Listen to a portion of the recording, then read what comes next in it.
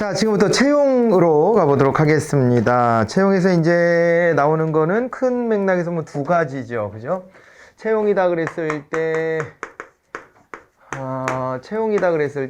원래 뭐 모집도 들어가긴 합니다. 모집을 하고, 그 다음에 이제 시험을 보고, 그리고 여기에서 이제 임용을 하는 것이죠. 임용.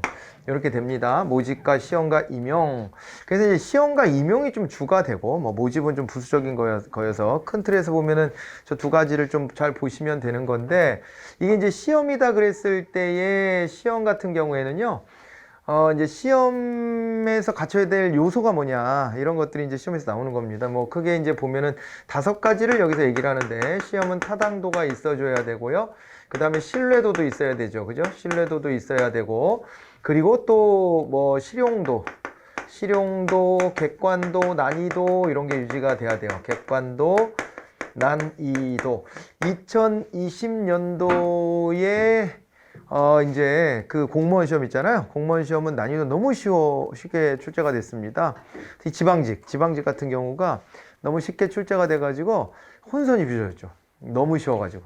너무 쉬우면은 공부를 좀 어설프게 하는 사람 굉장히 유리해지는 거예요. 어설프게 했으나 점수가 높아 뭐 이렇게 돼서 더 열심히 공부한 사람들은 손해를 보는 거죠. 그렇게 되는 결과가 나오니까 이거 난이도도 잘해야 되는데, 2021년도에는 수능이 엄청 어려워져가지고 불수능 뭐 이러잖아요. 그렇게 되면 억울한 사람이 또 생기는 겁니다. 공부를 어설프게 한 건 아니고 꽤 많이 했는데 아주 신의 경지에 이르지 못한 학생들, 이런 학생들은 쭉 미끄러질 수밖에 없잖아요. 그죠? 이 5가지가 잘 메꿔줘야 됩니다. 그런데 우리 시험에서는 이 중에서도 이 타당도에 대한 부분이 시험에서 잘 출제가 되죠. 이 타당도다 그랬을 땐 또 이 안에서 3가지의 타당도가 언급이 됩니다. 이게 바로 뭐냐면 기준 타당도 하고요. 그 다음에 또 이제 내용 타당도 하고 구성 타당도가 있습니다. 구성 타당도 이렇게 되는데, 이 기준 타당도에는 또 이제 측정 방법에 따라서 크게 2가지가 또 나눠지잖아요. 그죠?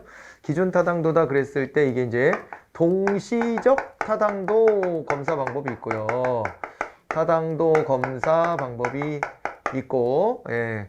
이 동시적 타당도 검사다 그러면은요, 이게 이제 지금 뭐냐면은 공무원인 사람들한테 시험 보게 하는 거죠. 그래가지고, 지금 시험 문제를 점수가 이제 근무 실적이 좋은 사람들이 높은 점수를 받는지 이런 거를 봐주면 되고, 그 예측적 타당도 조사라고 하는 것도 있습니다. 예측적 타당도 검사.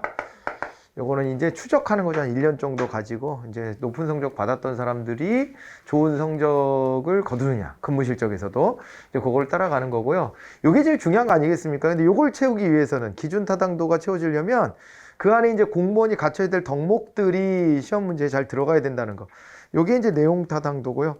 구성 타당도는 그 덕목을 체크할 수 있는 문항으로 설계가 되느냐, 그 문항의 구체적인 그 구조가 어떻게 되어 있는가, 이런 걸 보는 게 구성 타당도입니다. 예, 그래서 요거 3가지의 타당도 잘 보시면 되고요. 임용이다 이렇게 갔을 때는, 임용과 관련해서는 제가 요걸 이제 어떻게 또 정리를 해드렸었냐면은, 여기 이제 신규 임용이 있고요. 그죠? 신규 임용이 있고요. 그 다음에 또 이제 재직자들의 임용도 있습니다. 지금 현재 공무원인데 그 안에서 임용되는 방식들이 또 있는 거죠. 신규 임용이다 그랬을 때에는 이 안에서 특히 우리가 이제 보통 여러분들이 도전하고 있는 공개 경쟁 채용 같은 것들이 있죠. 그죠? 공개 경쟁 채용 같은 것들이 있고요. 그 다음에 또 이제 뭐가 있다 그러냐면 경력 경쟁 채용도 있습니다. 경력 경쟁 채용 같은 게 있고요. 이렇게 나눠지고, 그 다음에 또 뭐가 있었냐면은 신규 임용하고 더불어서 하나를 또 이제 이렇게 한번 해볼까요? 신규 임용과 더불어서 또 여기다가 또 이렇게 체크를 한번 해보면, 이렇게 체크를 해보면 여기에 또 있잖아요. 우리 개방형 직위 같은 것도 있어요. 개방형 직위. 이렇게 하면은 여기가 이제 뭐가 되는 거냐면, 여기가 외부 임용입니다. 외부에서 임용하는 방식. 외부에 있는 사람을 임용에 들어오는 방식. 여기에 두 가지가 나눠지는 거죠. 이렇게 신규 임용과 그 다음에 개방형 직위로 외부에 이제 임기제 공무원을 이제 두는 거죠. 그죠? 임기제 공무원으로 해가지고 공무원으로 들어오게 하면 외부 임용이 되는 겁니다. 그리고 이제 내부 임용이 또 있잖아요. 내부 임용이 있는데 내부 임용은 요게 수직 이동과 수평 이동으로 나누어 볼 수가 있습니다. 그래서 요거는 내부의 재직자를 대상으로 해서 임용을 하는 거죠. 그래서 내부 임용이다 이런 표현을 쓸 수가 있을 텐데요. 이 내부 임용의 케이스 중에 수직 이동이다 그러면 이 안에서 또 상승 이동과 그 다음에 하강 이동이 있습니다. 하강 이동. 요게 있고 상승 이동 같은 경우에는 또 요 안에서 승진이 있고요. 계급이 바뀌는 승진이 있고 그 다음에 승급이 있습니다. 승급은 호봉만 올라가는 거. 하강 이동이다 그랬을 때는 이 안에는 또 이제 뭐가 있냐면은 이제 강임도 있어요. 강임은 자기가 뭐 잘못한 게 아니고 조직 개편으로 계급이 낮아지는 거. 그리고 또 하나가 이제 강등이 있었죠. 강등은 이제 징계의 한 종류로서 계급이 낮아지는 거. 이렇게 얘기를 했고, 수평이동이다 그랬을 때는 여기는 이제 뭐가 있었습니까? 여기에서는 종류들이 이런 게 있었죠. 뭐 파견 같은 것도 있고요. 그리고 뭐 겸임 같은 것도 있을 수 있고요. 이런 것도 있지만은 또 이제 대표적인 게 전직, 전보, 뭐 이제 전입 이런 개념들이 있었습니다. 각각 이런 건 이제 수평 이동이라고 보시면 되는 거죠. 수평 이동은 이제 다른 말로는 배치 전환 내지는 전환 배치 이렇게 부릅니다. 이런 게 다 임용입니다. 임용이고요. 임용에서 하나 더 하자면 여기다가 좀 플러스해서 15 임용이 있죠. 15 제도. 15로 임용하는 것도 있습니다. 15. 정식 공무원은 아니지만은 아직은 그러지만은 공무원 전 단계죠. 일종의 저것이 신규 채용자 훈련 같은 겁니다. 그리고 이제 OJT를 하는 거죠. 안에서 15 제도가 있습니다. 자, 이렇게 해가지고 큰 틀을 이렇게 맞춰 놓으시면 될 거고요. 그죠? 이렇게 맞춰 놓으시면 되고 한번 가보겠습니다. 그러면 전략적 인적 자원 관리부터 이제 튀어나왔는데 요거는 이제 뭐냐면은요. 우리가 이제 이 채용을 하고 임용을 하고 이런 과정이 사실은 이게 인적 자원을 어떻게 활용할 것인가의 문제 아니겠습니까? 그런데 과거에는 단순히 빈자리를 메꾼다 정도의 느낌이었지만 이제는 그렇게 하지 말고 장기적인 비전을 가지고 이제 움직여 보자 이런 거 아니겠습니까? 장기적 비전을 가지고 요 이제 인적 자원을 아주 체계적으로 좀 관리해 보자는 건데 전략적이란 말이 붙었으니까 장기적인 거예요. 전략적인 차원에서 인적 자원을 관리한다. 그러면은 이제 특징이 뭐냐? 전략적 인적 자원 관리의 특징은 인사 담당자의 업무 중요도가 굉장히 올라갑니다. 그래서 인사 담당자가 전략을 수립할 때 같이 들어가요. 그러니까 보통은 기존에는 전략을 수립해 놓으면 거기에 사람을 채워 넣는 방식을 했잖아요. 근데 이제는 전략을 짤 때부터 인적 자원을 관리해야 될 인사 담당자 같이 참여를 해서 거기에서 설계부터 같이 참여하는 겁니다. 그래가지고 장기적인 시야를 가지고 인적 자원을 이제 이끌어 간다 이렇게 보시면 될 텐데 그래서 뭐 1번 같은 거는 장기적인 시야를 가졌다 이런 건 맞는 얘기가 되는 것이고요. 개인의 욕구는 조직의 전략적 목표 달성에 희생해야 되는데 이게 옛날 구닥다리 같은 방식 아닙니까? 그죠? 요게 옛날에는 굉장히 이제 강요되다시피 했던 부분이에요. 약간 집단주의적인 성향이 있었다 이렇게 봐야 되는 것이고 그 속에서 개인의 희생 같은 것들을 되게 고귀한 것으로 이렇게 포장해서 개인의 희생을 막 이제 요구하기도 하고 그랬는데 어렵더라도 개인의 만족과 조직의 만족이 일치할 수 있는 지점을 찾아내는 것이 과제겠죠. 그 일치하는 지점을 잘 찾아줘야 됩니다. 쉽지는 않은 얘기죠. 쉽지는 않은 얘기지만 이거 해야 되고 근데 또 이렇게 가다 보니까 항상 또 이제 그렇잖아요. 원래 한쪽 방향으로 하면 너무 치우쳐서 또 반대적인 요소가 강조가 되고 그럼 또 이쪽으로 너무 치우쳐서 또 반대적인 요소 강조가 될 텐데 또 너무 또 개인의 이익 중심으로만 또 돌아가고 조직에 대한 헌신의 측면이 경시된다면 조직이 또 잘 굴러갈 수가 없습니다. 그래서 이제 그것의 두 가지의 조화가 필요하다 이렇게 봐야지 어느 한쪽의 희생 이런 것들이 있어서는 안 된다. 근데 이 말이 쉽지 되게 어려운 일입니다. 왜 그러냐면 조직에서 그렇지 않나? 저 같은 경우도 강의 1시간 했는데 하루 친금 다 주겠다 그러면은 좋지 않을까? 그러니까 아니 일하는 사람은 적게 일하고 많이 대우받는 걸 좋아하고요. 조직의 목표 달성을 위해서는요. 개인이 몸과 마음을 다 바쳐야 돼요. 조직에다가. 그러면서도 비용이 많이 소요되지 않아야 되거든요. 조직 입장에서 보면. 그러니까 이게 방향성이 서로 상충되는 거예요. 그래서 서로가 상대방에 대한 배려 같은 것들을 해야 되는 것이지. 조직은 개인의 희생을 정말로 이거를 좀 반영하기 위해서 노력해야 되고, 그러니까 희생이 있었으면 그거에 대한 보상을 해주려고 노력해야 되고, 인센티브를 주려고 노력해야 되는 것이고, 또 개인 입장에서는 내가 좀 손해가 나는 것 같아 해도 조직이 잘 돼야 나도 있는 거 아니겠어? 라는 마음을 가져줘야 되는데, 쉬운 일이 아닙니다. 이게 쉬운 일이 아니에요. 그래서 아무튼 과제로서는 이런 게 있다라고 이제 봐두시면 되는 건데 2번은 잘못 쓰여져 있습니다. 그런 맥락에서 인사 업무 책임자가 조직 전략 수립에 적극적으로 관여한다 말씀드렸고요. 조직의 전략 및 성과 인적 자원 관리 활동 간의 연계에 중점을 두는 겁니다. 그래서 이 조직의 전략 사람이 장기적으로는요 키워져야 된다라는 관점을 가지고 있는 거예요. 이게 그러니까 우리가 보통 보면은 막 그 일반 경영 조직들이 임시직 근로자도 많이 쓰잖아요. 그래가지고 막 비정규직으로 뽑아가지고 굴려 먹다가 이게 이제 2년 이상 쓰면은 이제 무기계약이라도 해줘야 되니까 그런 거 안 하려고 이제 잘라버리고 이런 짓들을 많이 하지 않습니까? 이제 그렇게 하면은 이게 조직의 전략에 개인이 어떻게 부합하게 행동하겠습니까? 그리고 자기네한테 필요한 인재를 어떻게 이거를 육성할 수 있겠습니까? 이렇게 단기적인 시야를 가지고서는. 그런 점이 아쉬운 거죠. 그래서 전략적 인적자원 관리가 나왔는데 어찌됐든 간에 막 그런 거 단순 노동이다 그러면은 굳이 전략적 인적자원 관리 별로 필요 없거든요. 그런 데는 계속 임시직을 좀 쓰려고 하는 요인이 많이 생길 건데 그런데 적어도 공무원 조직 같은 데는 전략적 인적자원 관리가 좀 필요한 거죠. 공무원의 전문성도 계속 요구가 되는 겁니다. 이를테면 민간의 변화 속도가 굉장히 빠른데 여기에 조응해서 규제 정책도 가동해야 되는 거잖아요. 그런 거 아닙니까? 배분 정책이든 규제 정책이든 뭐가 됐건 간에 공무원들이 그거를 사회 변동 속도 쫓아가 줘야 돼요. 그러면은 공무원 조직에서만큼이라도 학습과 성장이라는 관점이 아주 잘 녹아들어야 되죠. 그런 게 전제되어 있는 게 전략적 인적자원 관리다. 보시면 되는데 이건 좀 약간 경영학스러워요. 문제가 이제 출제는 됐었지만은 경영학에서 주로 고민하는 건데요. 원래 경영학이 움직이면 행정학이 따라갑니다. 그런 맥락에서 시험 문제가 한번 출제가 됐었다. 그렇게 알아두시면 되겠습니다. 넘어갑니다. 이제 임용 부분으로 와보는데요. 공무원 임용에 대한 설명 옳지 않은 게 뭐냐 그랬습니다. 신규 채용은 공개 경쟁 채용 시험을 통해서 채용한다. 그런데 퇴직 공무원의 재임용의 경우는 경력 경쟁 채용 시험에 의한다. 그러니까 경력 경쟁 채용이라는 것이 어떻게 이용되는 거냐면 기존의 시험 과목을 다 치르지 않아도 될 만한 경력을 갖춘 사람들, 이런 사람들을 대상으로 하는 겁니다.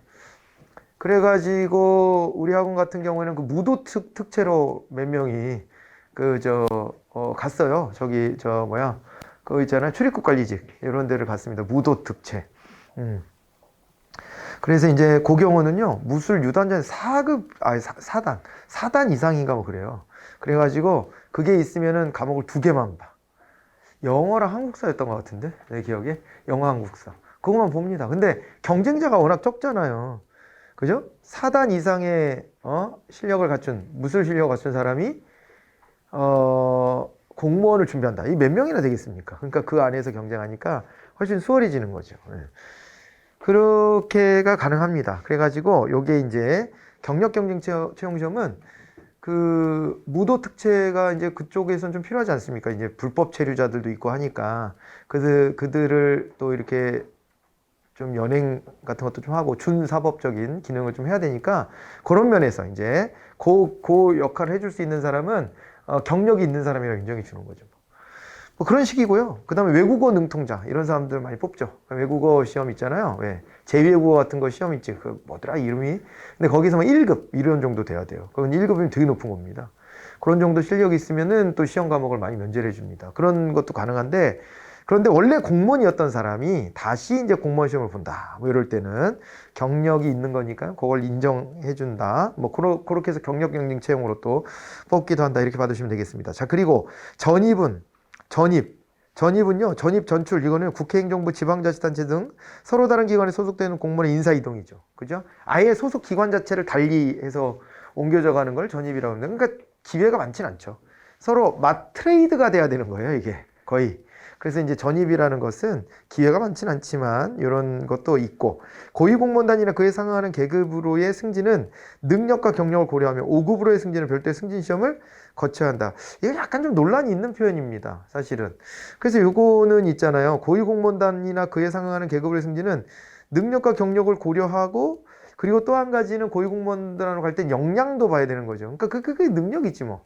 그러니까 향후에 자기가 맡아야 될 일에 역량 평가를 한다는 것이 좀 독특했잖아요. 그 역량 평가를 해야 되고, 그 뭐 맞는 표현 같습니다. 뒤에는 5급으로의 승진을 별도의 승진 시험을 거쳐야 되는 것도 맞아요. 틀린 얘기는 아니거든요. 그런데 반드시는 아니에요. 반드시는 아닌데 출제자의 의도는 반드시 거쳐야 된다는 표현으로 쓴 건가 봐, 이게. 그래서요, 반드시는 아니기 때문에 5급으로의 승진을 별도의 승진 시험을 거쳐야 한다는 얘기가 틀렸다, 이렇게 되는 겁니다. 이게. 이해가 되나요? 예, 그게 틀렸다. 이렇게 해석이 또 되는 겁니다. 그래서 이게 별도의 승진 시험을 거쳐야 되는 것을 기준으로 했지만 승진 시험을 면제시켜주는 경우들이 생기고 있고요. 그리고 특히 이거는 이렇게 보셔야 돼요. 승진 시험 면제시켜주는 이유 중에 하나가 이게 5급 이상은 이제 간부급으로 들어가는 거라서 거기에 경계선을 둔 겁니다. 그러니까 우리가 보통 공무원 조직을 보면 군대 같은 데도 하사관으로 임용이 되면 하사, 중사, 상사, 그리고 더 가면 원사, 뭐 이런 거 하잖아요. 그런 거를 하고 끝나지. 여기다가 간부는 간부지만 뭐 장교로 올려주진 않거든요. 그런 경계가 있습니다. 경계가 있고, 경찰 같은 경우에 경찰관이 있고 경찰리가 있잖아요.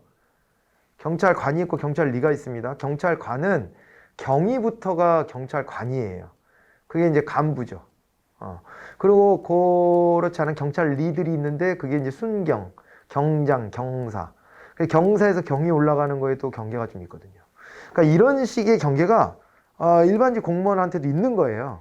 그러니까 6급에서 5급 올라갈 때 거기는 이제 간부급으로 진입한다라고 보는 거거든요. 근데 이거를 해놓는 게 일반 그 기업체하고는 좀 다른 거 아닙니까? 일반 기업체 같은 경우도 물론 간부로 올라가는 게 만만치는 않으나 그 장벽이 공무원이 더 좀 두터운 거죠. 두텁고 일종의 이게 기득권 카르텔처럼 좀 돼 있어서 승진하는데 좀 제약들이 따른다라고 보는 거예요. 그래서 이것을 능력 본위로 해서 능력을 인정받은 에이스들이 6급에서 5급으로 올라가는 것도 자연스럽게 올라갈 수 있어야 되고, 그런 면에서 보면은 기존의 이제 시험 제도를 완화하는 이런 측면이 생기는 거거든요. 5급으로 갈 땐 시험을 봐라. 근데 이거를 좀 완화시켜주는. 그러니까 자기 직무 분야에서 잘하면 승진할 수 있어야지. 왜 별도의 시험 준비까지 해야 되느냐. 이제 이런 게 있는 거죠. 자, 그래서 이제 그런 맥락에서 봤을 때 3번이 이제 그게 꼭 반드시 시험을 봐야 되는 건 아니라서 그런 점에서 이제 틀렸다, 이렇게 답이 됐고요. 그 다음에 4번을 보면 국가직원 고위공무원단을 포함한 1에서 2급에 해당하는 직위 모두를 개방형 직위로 간주한다, 이렇게 되어 있는데, 국가직에서 1급, 2급이 모두가 개방형 직위로 간주된다. 1에서 2급에 해당되는 게, 그것도 틀린 얘기입니다. 1급이면 실장급이고 2급이면 국장급인데, 통상적으로 봤을 때. 그런데 여기를 다 오픈을 하는 것이냐 그랬을 때 그렇지는 않다라고 봐두시면 되겠습니다. 그래서 이게 왜 그러냐면은요, 우리 그랬잖아요. 고위공무원단도 부처자율직위가 50%고 공모직위가 30%고 이렇게 되어 있는데, 여기를 보니까는 직위 모두를 개방형 직위로 한다. 이건 말이 안 되는 얘기잖아요. 그래서 4번은 당연히 답이 또 되는 거예요. 그래서 3번하고 4번 이게 복수정답 처리가 되었습니다. 복수정답 처리가.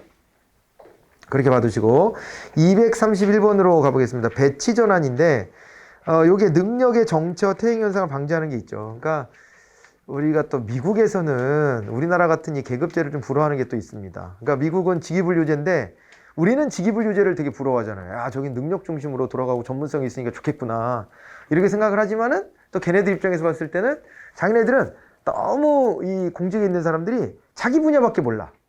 그런 단점을 가지고 있는 거예요, 걔네들은. 그러다 보니까는 우리가 가지고 있는 장점 중에 하나가 순환보직, 배치 전환을 하는 건데, 이렇게 하면서 두루두루 이것저것 다 섭렵하게 된다는 것이고, 개인 입장에서도 뭐냐면 비인간화 현상을 극복할 수 있는 거예요. 우리가 비인간화 현상이 어떤 거예요? 비인간화 현상. 관료제 얘기할 때 비인간화가 나를 기계 부품처럼 똑같은 일을 반복시킨다는 거예요. 처음에는 그게 재밌지만은 나중에 가면 그게 재미가 없거든요. 진짜 돈을 벌기 위해서 거기에서 그냥 버티는 거지 어떻게 재밌을 수가 있냐고. 제가 그게 예로 그런 거 드렸잖아요. 자동차 회사 간데 타이어 끼는 것만 30년 한다. 이게 재미가 있을 수가 있나 이게? 그렇지가 않잖아요. 뭐가 변수가 있어야지 또 배우는 느낌도 나고 내가 발전한다는 생각도 들고 그러지. 그래서 그게 이제 이 분업 시스템이라고 하는 게 능률성은 굉장히 끌어올렸지만은 비인간화를 가져오는 건데 직위분류제가 그런 면이 있잖아요. 그런데 계급제는 순환 보직으로 배치 전환하기 때문에 나태해질 여유를 좀 나태해질 가능성을 좀 차단하는 거죠. 개인의 이제 퇴행이나 정체 이런 것들을 방지하고 새로운 업무 분야도 배워보고 이렇게 하는 겁니다. 그죠? 그래서 1번은 아주 장점이고요. 2번 직무의 부적응을 해소하고 조직 구성원에게 재적응 얘기를 보는 이건 또 뭐냐면 어느 자리에 갔는데 여기 일을 너무 못하겠어요. 나랑 안 맞아. 그런 분야가 있잖아요. 그럴 때 다시 이동의 기회를 가질 수 있으니까 그러면은 재적응의 기회가 부여가 되는 겁니다. 그죠? 이렇게 되고 그 다음에 행정의 전문성과 능률성을 증진시킨다. 이거는 아닌 거죠. 이건 분업화했을 때 직위분류제 했을 때 그때의 전문성이나 능률성이 올라가요. 직위분류제는 배치 전환을 잘 안 하니까 그렇게 봐두시고요. 정당한 징계 절차에 의하지 않고 일종의 징계 수단으로 악용될 수도 있긴 합니다. 배치 전환이. 그렇습니다. 그래서 그 장관으로 가도 직업 공무원제를 하고 있는 우리나라 입장에서는 장관이 인사권을 행사할 수 있는 게 사실상 거의 없다. 이런 평가를 합니다. 장관식이나 돼도. 장관이면 되게 더럽게 높은 거 아니에요. 사실은. 그죠? 그런데 장관이 되면 뭘 막 다 휘두를 것 같지만 안 된다는 거예요. 장관이 돼도 말 안 듣는 놈이 있을 때 부하 직원인데 뭐 저런 게 장관이라고 왔어. 지가 뭘 한다고. 뭐 이렇게 생각할 수도 있는 거잖아요. 거기서 계속 굴러먹었던 사람 입장에서는. 그래갖고 장관이 마음에 안 든다고 이렇게 막 튕겨낼 수도 있어요. 또 장관이 우리 조직을 개혁하겠다고 막 하는데 기분 나쁜 거야. 그래가지고 튕겨낼 수도 있어. 개혁에 대한 저항이 일어나는. 그럴 때 장관이 그러면 열받치면 어떻게 해야 돼요? 장관이 그걸 밀어붙이려면 자기가 하고 싶은 방에 밀어붙이려면 막 카드가 있어야 되는데 직업공무원제를 하고 있으면 카드가 없어. 카드는 어떤 거 해야 돼요? 잘라버리겠다. 아니면 너 월급 깎은다. 막 이런 거 해야 되는데 특별하게 그 사람이 징계 사유를 유발하지 않는 한은 어떻게 할 도리가 없는 거예요. 근데 그런 사람들은 또 이게 능수능란하기 때문에 소극적 저항을 하면서도 그러면서도 징계를 받을 정도의 수위를 안 넘어가는 거야. 안 넘겨. 그러면서 교묘하게 저 장관이 하고자 하는 걸 막아. 그럴 때 쓸 수 있는 카드가 뭐가 있냐, 장관이. 자를 수도 없는데. 유일한 게요. 인사발령 내는 거예요. 가고 싶어 하지 않는 대로 보내버리는 거예요. 한직으로. 추운 대로 보내버리는 거예요. 추운 대로. 마음이 추운 대로. 그렇게 보내버리는 거예요. 가족들하고 떨어뜨려버리고 막. 괴롭히는 거죠. 그거밖에 없어요, 사실은. 그런데 그거를 또 여기 보면은 정당하지 못하다라고 평가하고 있는 거예요. 그것은. 그죠?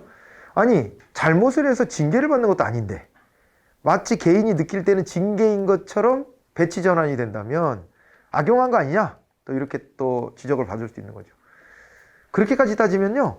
장관도 할 수 있는 일이 없는 거예요. 말 안 들으면 할 수 없는 거예요, 장관도. 그러니 이게 뭐 조직이 제대로 굴러가겠어. 그죠? 오히려 더 무서워하는 건 그래서 청와대잖아요. 청와대 입김이 더 무섭다 이러지 장관 무서워하지 않는다. 그런 거 아닙니까? 수단이 없다, 사실. 예전에 그런 일도 있었습니다. 제가 말씀을 드렸었나 모르겠다. 광주시에서 있었던 일로 제가 기억을 하는데 거기서 이제 정년퇴직도 얼마 안 남은 공무원인데 이 사람 마음에 안 들었던 거야, 시장이. 그래갖고 이 사람을요, 무슨 도시에 뭐를 정비하는 거에 관련된 무슨 뭐 태스크포스 팀을 만들어가지고 거기에 단장으로 보내버려. 단장으로 보내버리는데 그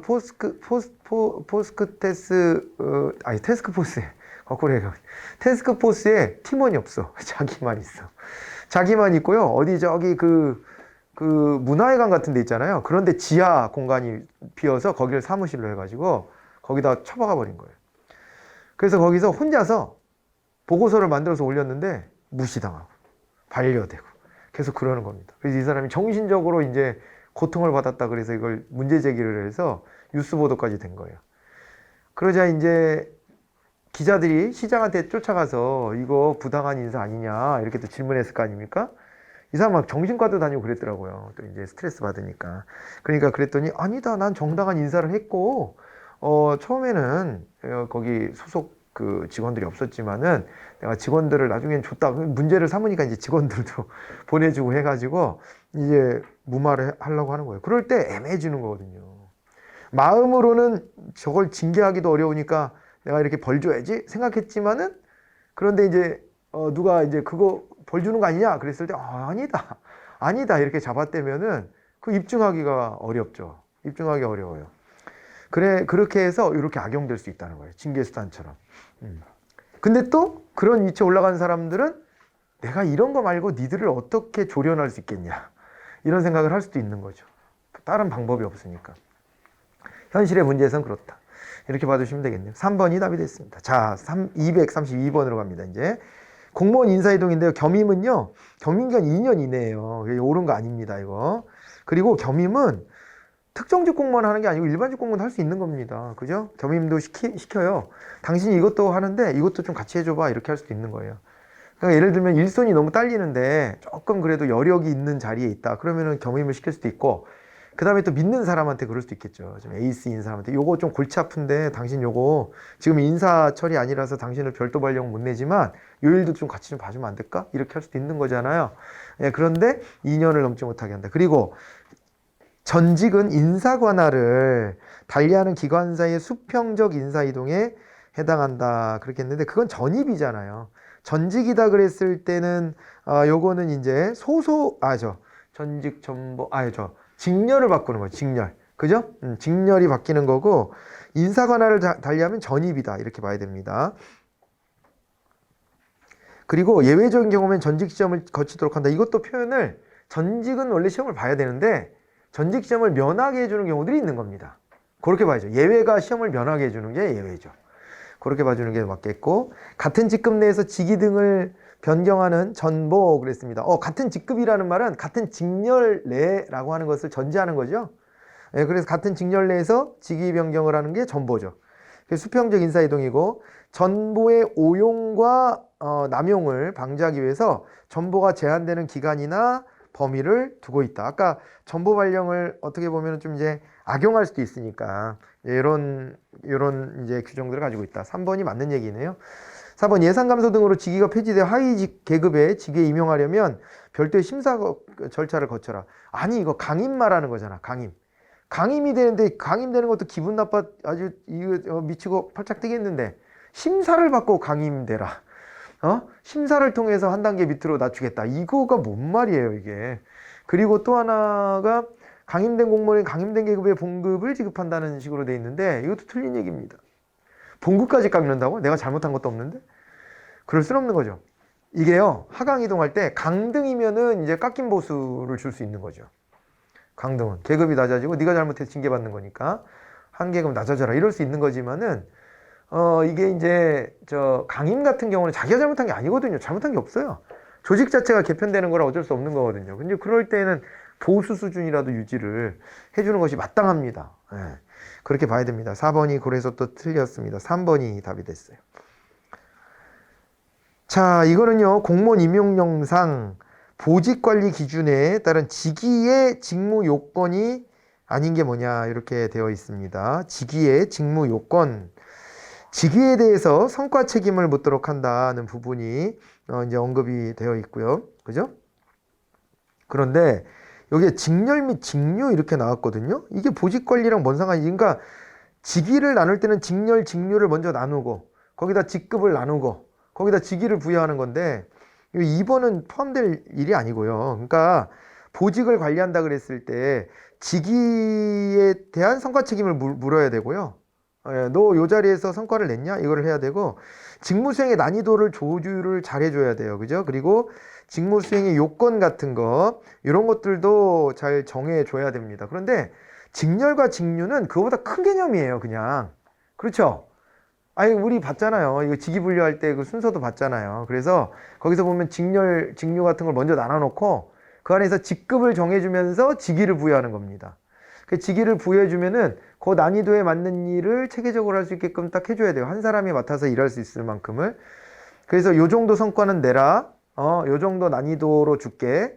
그리고 요거는 수행할 때 이런 기준에 맞춰서 해라. 이런 것들은 제시해 주지만 직렬, 직류는 그거보다 먼저 그냥 큰 틀에서 정해져 있는 것이라서 이게 직위에 따라서 따로 별도로 정해지고 이러지는 않는 겁니다. 예, 그래서 답을 2번으로 이렇게 센스 있게 잘 찾아가시면 돼요. 물론 공무원 임용용의 보직관리 기준이 나와 있는데 그걸 외우고 있으면 더 좋겠지만 이거 뭐 인사혁신처 직원이나 외우고 있지 이걸 누가 외워 이걸. 시험에서도 이거는 아주 독특하게 출제가 된 거거든요. 너무 세부적인 부분까지. 네, 그래서 이거는 뭐 따로 외울 건 없고 우리가 센스 있게 이렇게 요 중에서 답이 될 만한 2번이겠구나 이렇게 생각하고 접근하시면 좋겠습니다. 자, 그렇게 하시고 이제 능력 발전 쪽으로 좀 들어가 보도록 합니다. 이번에는 능력 발전이에요. 능력 발전은 크게 두 가지가 또 있죠. 능력 발전에는 뭐가 있냐면은 여기서는 이제 교육훈련이 있었고요. 교육훈련과 그리고 또 한 가지가 이제 근무성적 평정이라고 하는 겁니다. 근무성적 평정 이렇게 들어가 주는데 교육훈련이다 그랬을 때는 요거를요 하나가 이제 장소에 따른 구분으로 해가지고 어디서 하느냐에 따라서 OJT하고 OFJT로 나눠볼 수 있다 그랬는데 뭐 많이 출제는 안 됩니다. 많이 출제는 안 되고 여기 뭐 특징이 뭔지 종류가 뭔지 그런 것들을 구분하실 수만 있으면 되고 그 다음에 이제 대상이 누구냐에 따라 가지고도 나눠지는데 크게 한 4가지 정도 나눠보면은 관리자, 높은 사람을 훈련하는 걸로는 관리자 훈련이 있습니다. 관리자 훈련, 조직 관리자 훈련이 있고 그 다음에 밑에 부하 직원을 감독하는 중간 간부들이 있단 말이에요. 감독자 훈련이라는 게 있고요. 그 다음에 이제 재직자 훈련, 구성원들을 훈련하는 재직자 훈련이 있고 그리고 또 하나가 신규 채용자 훈련이 있었어요. 신규 채용자, 새롭게 채용한 사람에 대해서 훈련을 시키는 것도 있었습니다. 관리자 훈련, 감독자 훈련, 재직자 훈련, 신규 채용자 훈련 이렇게 이제 되고 그 다음에 이제 근무 성적 평정 그랬단 말이에요. 근무 성적 평정으로 가면 이것도 크게 두 가지 2+1 정도로 이제 보시면 되는데 하나가 뭐가 있냐면은 이제 이게 성과 계약 평가가 있죠. 성과 계약 등 평가 이렇게 됩니다. 이래 가지고 요건 이제 4급 이상이다 이렇게 보시면 되고 그 다음에 이제 5급 이하는 뭐가 되어 있냐면은 5급 이하는 근무 성적 평가를 하는 거예요. 근무 성적 평가를 하는데 요거는 이제 5급 이하 이렇게 보시면 됩니다. 5급 이하 근무 성적 평가 이렇게 받으시고 그 다음에 여기다 플러스 해가지고 이제 봐야 되는 게 다면 평가가 있는 거죠. 다면 평가 제도까지를 포함하시고요. 역량 평가도 물론 있을 수 있는데 그거는 이제 고위공무원단 얘기할 때 보통 같이 포함돼서 얘기했으니까 그 정도 할까요? 자, 이제 이렇게 큰 틀을 잡아놓고 들어가는데요. 교육훈련 먼저 보겠습니다. 이거 맨날 이 훈련 방법 중에 거의 90%는 맨날 요 시험이 나와. 요 훈련법이 나와. 요 훈련법이 뭐냐면은 바로 이제 감수성 훈련이죠. 감수성 훈련이요. 요거는 이제 OD 같은 거 할 때 보통 쓴다 그런 얘기 했었잖아요. 그러니까 조직 구성원들의 감수성을 자극해서 마음의 변화를 일으키는 겁니다, 이게. 그러려고 하는 것인데 마인드를 바꿔주는 건데 이 중에서 보자면 그거는 이제 OFJT에 해당되고 그 다음에 또 이중에서 관리자 훈련 쪽에 좀 들어갑니다. 왜 그러냐면은 요게 시간과 비용 많이 들어가기 때문에 일반 그 대상자들 전부 다 이렇게 해서 이 훈련으로 변화시킨다는 건 쉬운 일이 아닙니다. 그래서 관리자 훈련 정도에 적용이 된다 그런 얘기를 하는데 감수성 훈련입니다. 10여 명 내외가 모이는데 서로 모르는 사이예요. 모여가지고 자기의 이제 상황이나 처지 같은 것들을 얘기하면 상대방이 그거에 대해서 이제 평가해주는 방식을 취합니다. 그죠? 그렇게 하는 것인데, 그런데 이제 감수성 훈련 같은 경우에 요게 이제 말씀드렸다시피 시간 비용이 많이 들고, 그 다음에 뭐 몇 차례 만나서 남 얘기 듣고 남의 평가 들었다 그래서 쉽게 바뀌냐 이런 거예요. 근데 여러분들은 그 바뀌는 사람이 되면 좋겠습니다. 바뀌는 사람. 그런 얘기를 들었을 때. 그러니까 나이가 들수록 귀는 열고, 귀는 열고 입은 닫아라. 그런 얘기를 하거든요.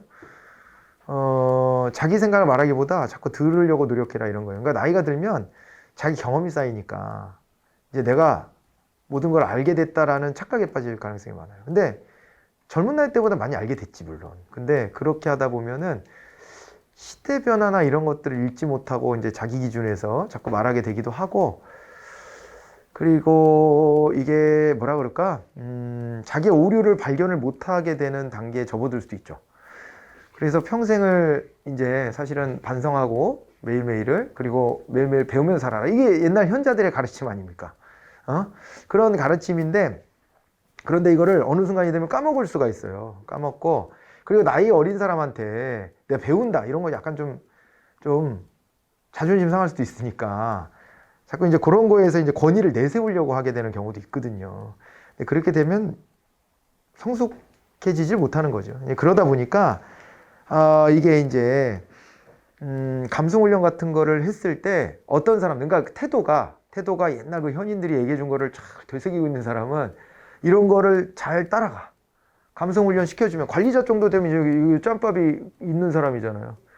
근데도 남이 얘기하면 그런 면도 있겠구나 이렇게 해서 느끼고 고치는데, 그렇지 않은 꼰대들이 더 많다는 얘기 사실은. 그잖아요. 지들이 뭘 한다 그래. 내 상황을 아나? 우리 조직의 특성을 알아? 지들이 뭘 한다 그래. 내가 여기서 짬밥이 얼만데 내가 다 아는데, 이런 식으로 이제 접근을 해버리는 거예요. 그런 식으로 해버리면은 이 훈련이 먹힐 리가 없어요. 몇 번 남 얘기 들었다고 갑자기 사람이 바뀌냐? 안 바뀐다. 이 훈련에 효능이 없다. 이렇게 하는 평가도 있습니다. 감성훈련. 그래서 그 장단점들을 잘 비교를 해 놓으셔야 되고요. 자, 넘어갑니다. 이제 나머지는 뭔지 알죠, 이게? 그리고 이제 근무 성적 평정으로 가보는데, 오히려 이제 요 파트에서는 근무 성적 평정이 조금 더 시험 출제 빈도는 더 높습니다. 교육훈련보다는. 성과계약 등의 평가는 대부분 5급 이상 공무원, 4급 이상 공무원인데요. 가면 갈수록 5급으로 내려오는 건 사실이긴 해요. 근데 우리는 이 기준이 이제 법 기준으로 이제 보는 거니까요. 이게 대상은 4급 이상은 무조건 이걸 하게 돼 있고, 5급 공무원도 이제 계속 이제 연봉제로 전환하고 있기 때문에 5급 공무원도 이제 점차 이렇게 바뀌어져 가고 있다. 5급이면 이제 계장인데, 국가공무원으로 보면 이제 과장 밑에 계장인데 점점 이렇게 좀 바뀌어져 가는 경향은 있습니다. 그렇기는 한데 일단 기준은 4급 이상으로 이렇게 봐두시기 바라고, 다면 평가는 신뢰성과 객관성 높일 수 있겠죠, 당연히. 왜냐면은 이게 한 사람이 평가한다 그럴 때는요, 그 사람의 개인 캐릭터가 반영될 수도 있고, 그 다음에 또 관계가 반영될 수도 있죠. 자기 피평가자하고의 관계, 이런 것들이 반영될 수 있어서 좀 신뢰가 떨어집니다. 그런데 여럿이 이렇게 얘기해 주는 것은 우리가 신뢰를 할 만하지 않습니까? 그래서 이제 다면평가가 신뢰와 객관성을 올려준다. 공무원 인사기록화된 학력, 신체사항에 대한 정보를 기재하지 않는다 이렇게 되어 있는데요. 차별의 요소를 배제하는 거예요. 그러니까 선입견에 의한 차별이 있을 수 있지 않습니까? 그러니까 승진 같은 거 시킬 때도. 그래서 이제 학력은 정확하게 기재는 하지 않고 전공만 기재하게 되어 있는데, 전공은 이제 그 전문성 이런 것들 좀 고려해 주려고 하는 것이고요. 그거 이외에는 학력을 별도로 적지 못하게 이렇게 되어 있는 겁니다. 네, 그렇게 봐두시면 되겠고요. 신체사항, 신체 조건도 마찬가지입니다. 그죠? 그렇게 되고, 직무평가는 직무의 상대적 차이에 따라 구분하는 단계다 그랬는데, 직무평가가 뭐였어요? 이게 등급하고 직급 나누는 거였잖아요. 그렇잖아요. 그래서 직무의 상대적 차이라는 게 난이도, 책임도 이런 걸 말하는 거예요. 그렇게 해서 답은 1번으로 이렇게 찾아가시면 되고요. 36번입니다. 공무원의 근무 성적 평정에 대해서 또 물어봤습니다. 평정 대상자의 근무 실적과 직무 수행 능력을 평가하는데 적성이나 근무 태도도 할 수가 있습니다. 1번 틀린 게요. 적성과 근무 태도는 뺄 수도 있고 넣을 수도 있다. 그런 거죠. 기관장의 판단에 따라 달라질 수 있는데 이 부분을 무조건 평가하지 않는다라고 해서 그건 틀린 겁니다. 그러니까 꼭 해야 되는 건 근무 실적과 직무 수행 능력은 꼭 해야 되는 거고, 적성과 근무 태도는 안 해도 되는 거. 안 해도 되지만 해도 되는 거. 필요하다고 판단하면 할 수 있는 거. 이렇게 보시면 되겠습니다. 그죠? 그리고요, 중요사건기록법은 평정 대상자로 하여금 자신의 근무 실적을 스스로 보고하도록 한다. 그렇지 않고요. 중요사건기록법은 평가자가 중요한 사실들을 다 기록해 놓는 겁니다. 그래서 이제 뭘 방지하는 거냐면 시간상의 오차. 그러니까 최초 효과나 근접 효과를 방지하기 위한 노력인 것이죠. 그러니까 최초 효과, 첫인상 효과. 그런 거 알죠? 첫인상 3초 안에 그 사람에 대한 평가 끝난답니다. 사람은 보통. 그렇죠? 네. 3초 안에 그 사람에 대한 평가가 다 끝난대요. 그러니까 자기의 스테레오타입이 작용하는 겁니다. 모든 사람에게는. 딱 보고 자기가, 왜 보통 사람들이 그런 얘기 많이 하잖아요. 나 사람 좀 잘 보는 편이야 이러면서 그죠? 딱 보면 내가 좀 느낌이 와 이런 얘기들을 하는데 그거는 용감한 거예요. 그 사람이 그런 말을 할 수 있다는 용기가 있는 겁니다. 용기가 그런 말 함부로 할 수 있는 용기. 그러니까 뭐 자기 경험치 아니겠습니까? 자기 경험치로 이런 느낌의 사람은 요렇더라.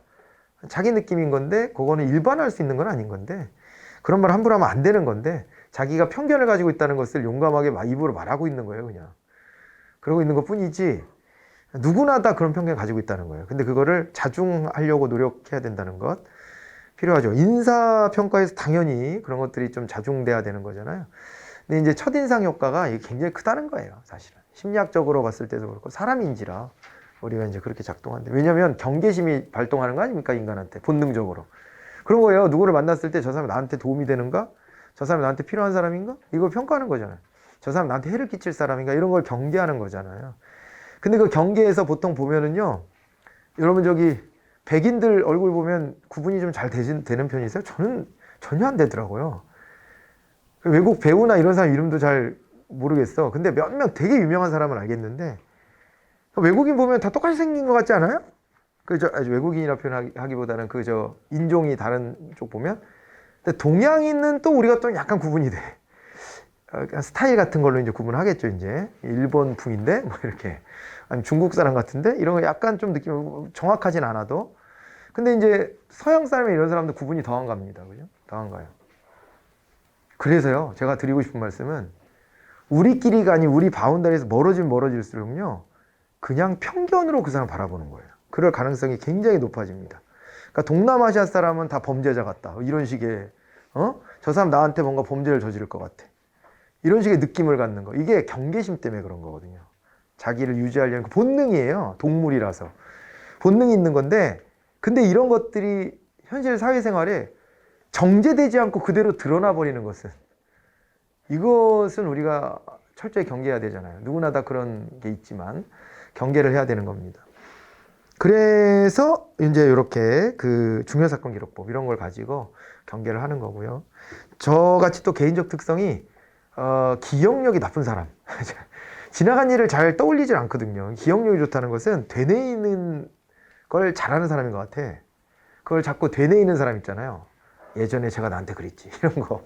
되뇌이는 걸 잘하는 사람들이 과거 기억을 잘하잖아요. 저도 기억력이 되게 떨어지지만 어떤 사건들은 정확하게 기억이 나거든요. 그러니까 그거는 내가 나한테 임팩트가 있어서 되뇌어 본 거지 계속. 그러니까 지금도 기억나는 거야. 물론 시간이 지나면 또 왜곡은 되겠지만 그러나 그래도 앵간히 기억이 나는 거예요. 이게